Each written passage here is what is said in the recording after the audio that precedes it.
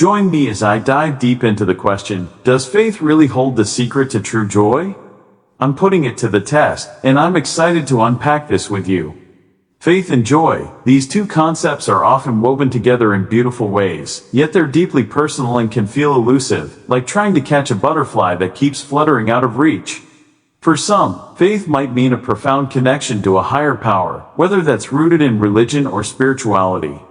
For others, it could be about trusting in something bigger than themselves, maybe the universe, a sense of purpose, or even the belief that things will work out despite life's chaos. Joy, on the other hand, is that spark of lightness, that warmth in your chest that makes life feel vibrant and meaningful. But is faith the golden key to unlocking true, lasting joy?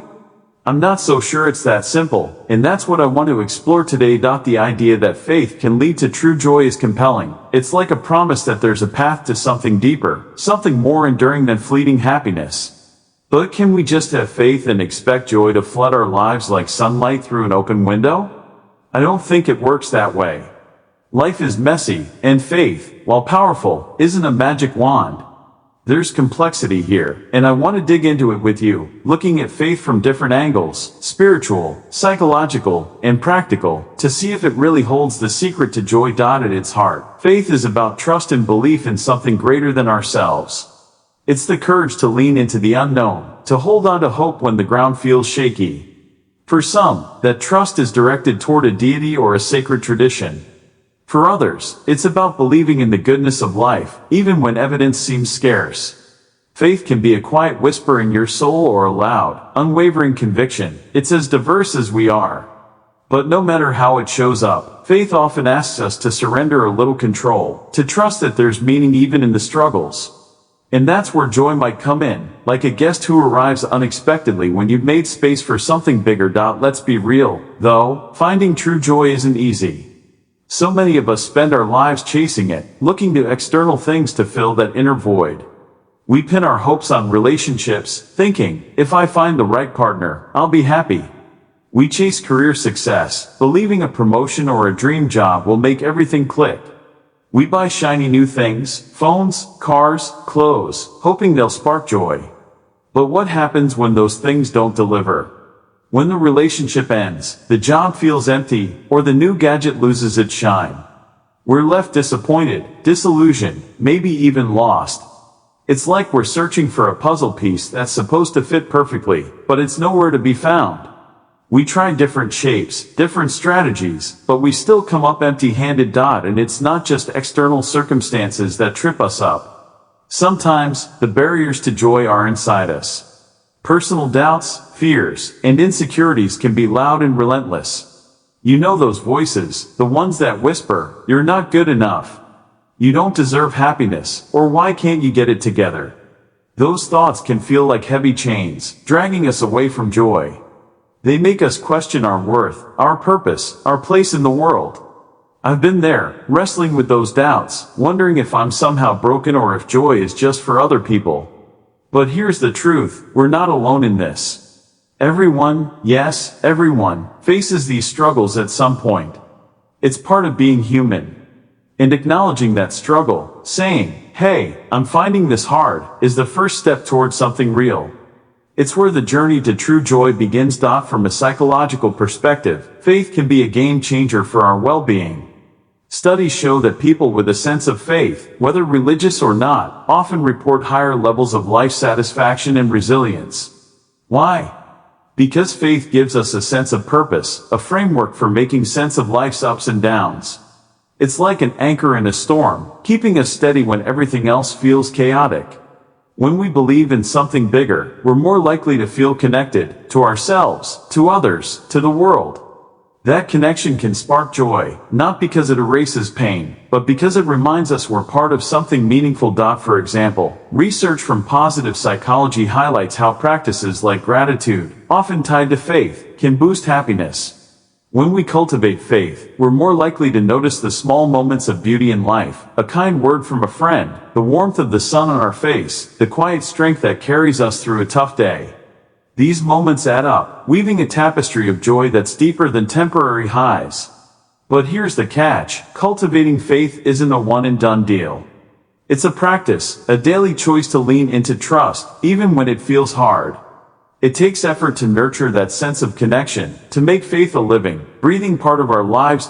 Faith shows up differently for everyone.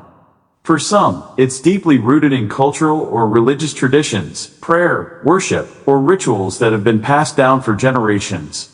For others, it's more personal, like finding peace in nature, meditating on life's mysteries, or trusting that the universe has a way of working things out. I've seen faith take countless forms in the people around me. My grandmother, for instance, finds her faith in her daily prayers, a quiet ritual that grounds her no matter what life throws her way. A friend of mine, on the other hand, finds faith in the stars. She's an atheist but feels a profound sense of awe when she looks at the night sky, trusting that we're all part of something vast and beautiful. Both of them, in their own ways, find joy through their faith, even if it looks different. Let me share a story that really stuck with me. A close friend of mine went through a brutal chapter a few years ago. They lost their job in a sudden layoff, their long-term relationship fell apart, and their confidence took a nosedive. They described it as feeling like the ground had disappeared beneath them. At their lowest, they started exploring faith, not in a religious sense, but in a broader one. They began journaling, reflecting on what they valued, and leaning into small acts of trust, like believing they could rebuild their life one step at a time. Slowly, they started attending a community meditation group, where they found connection and a sense of purpose. It wasn't an overnight transformation, but over months, they began to feel glimmers of peace, then joy. It was like they'd rediscovered a part of themselves they'd forgotten. Their story reminds me that faith, whatever form it takes, can be a lifeline, a way to find joy even when life feels like it's crumbling. Another example comes from my own life. A while back, I went through a period of intense self-doubt. I was questioning everything, my career, my relationships, my purpose. I felt stuck, like I was running in circles. Then, almost by accident, I started a small gratitude practice, inspired by a book I'd read about mindfulness and faith. Every night, I'd write down 3 things I was thankful for, no matter how small. At first, it felt forced, but over time, it shifted something in me.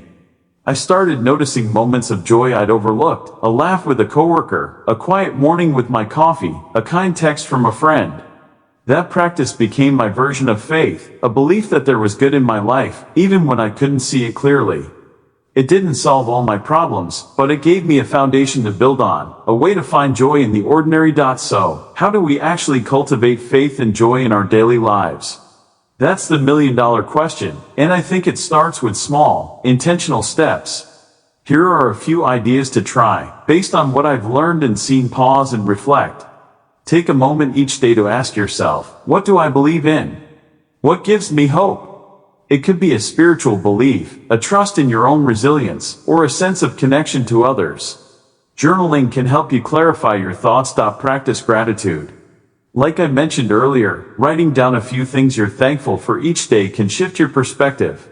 It's a way of training your brain to notice the good, which can spark joy over time. Connect with something bigger. This could mean prayer, meditation, spending time in nature, or volunteering for a cause you care about. Find what makes you feel part of something larger than yourself. Build community. Faith often grows in connection with others. Whether it's a religious group, a book club, or a circle of close friends, find people who lift you up and share your values. Be gentle with yourself. Faith and joy aren't about perfection. There will be days when doubts creep in or joy feels far away. That's okay. Treat yourself with kindness and keep showing up. These practices aren't quick fixes, but they're like planting seeds. With time and care, they can grow into something beautiful, something that sustains you through life's highs and lows. As we wrap up this exploration, I want to invite you to reflect on your own journey. What does faith mean to you? Is it a spiritual belief, a trust in life's unfolding, or something else entirely? How do you find joy in your everyday life, even when things get tough? Your experiences matter, and I'd love to hear about them in the comments below. What's your story? What lessons have you learned along the way? Let's recap. Faith is a complex, multifaceted concept that looks different for everyone. It's not a one-size-fits-all solution, but it can be a powerful source of strength, purpose, and joy. Cultivating faith takes effort, daily practices, moments of reflection, and a willingness to trust in something bigger. Joy, in turn, often flows from that faith, not as a constant state but as a quiet, resilient undercurrent that carries us through life's challenges. If this resonates with you, I hope you'll join me for my next video, where we'll dive into more topics around faith, joy, and personal growth. I'm passionate about these conversations, and I'm so grateful to have you along for the ride. Drop your thoughts below, and let's keep this journey going together. Thanks for watching.